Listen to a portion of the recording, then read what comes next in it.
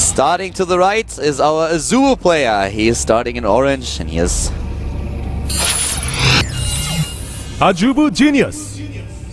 By the way, Calder, they're both proxying each other. Yeah, I saw already the probes walking over. But let's first introduce our player to the left side.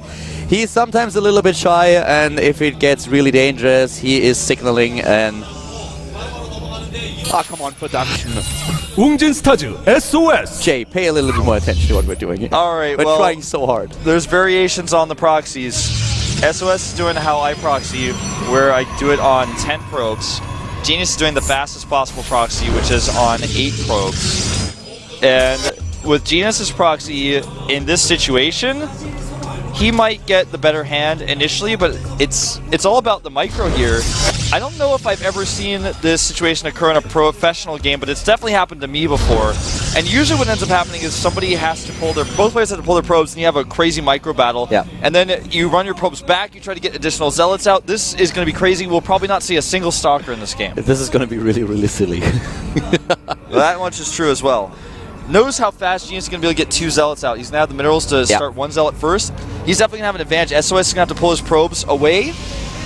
This is going to be really interesting now. This is definitely going to be a bit of a silly game, but let's see what's going to happen. Who is going to kill his opponent's buildings first? Now Who gets Genius, the better hand and more minerals? Genius sees first SOS's probe, so he's like, okay, I've been found out, but SOS doesn't know. He cancelled his gateway, right? He only has one gateway. Did he do that earlier? No, I don't, well, I guess so. I didn't see it, but this is really intense because Genius is going to have the much worse probe count initially here, but how many probes can he kill? How good is SOS's micro? Genius is moving in now, and SOS is still just waiting there. On the other hand, now the first zealot is approaching the main base of Genius and taking down his harvesters. There are not a lot of them. SOS. The zealot count is 3-1 in favor of Genius. He's going for the Nexus. Nice control here by SOS so far, but he needs to pull those probes. What are you doing? He didn't do anything with those probes for a second. He forgot about them. And now his own Nexus is under attack. The harvester count is 5-8 in favor of SOS still. But in Zealots, he's still behind. How much money do we have? SOS can take another Zealot. He will be at 3. He will be at 4. He can go up to 5. He will definitely have a huge Zealot lead. Yeah, both Nexi could potentially die. What is the choice here for O? He goes for GS's pylon with his probes, SOS does. He could unpower these gateways. But more importantly than unpowering the gateways, that's one less structure he's going to have, because structures are really going to matter if they have a race here. He gets the Zealot out though. So the situation that we are going to end up with is that we could see, yes, we have 5 Zealots against 4 in favor of SOS, and he also has the probe lead. He has twice as many probes as his opponent.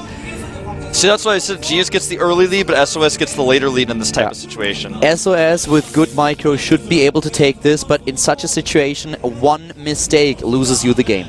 The gateway cancels the smartest thing SOS could have done, because that's what got him the extra zealot. Yes, and also, yeah, exactly, the extra minerals, the extra zealot, and also the probes at the beginning.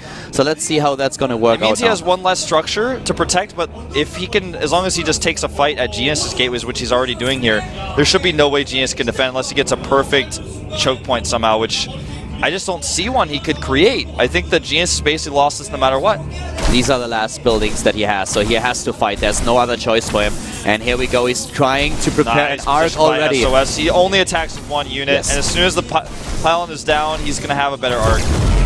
Very, very well done here. Trying to move in, already hitting away at Genius Zealots.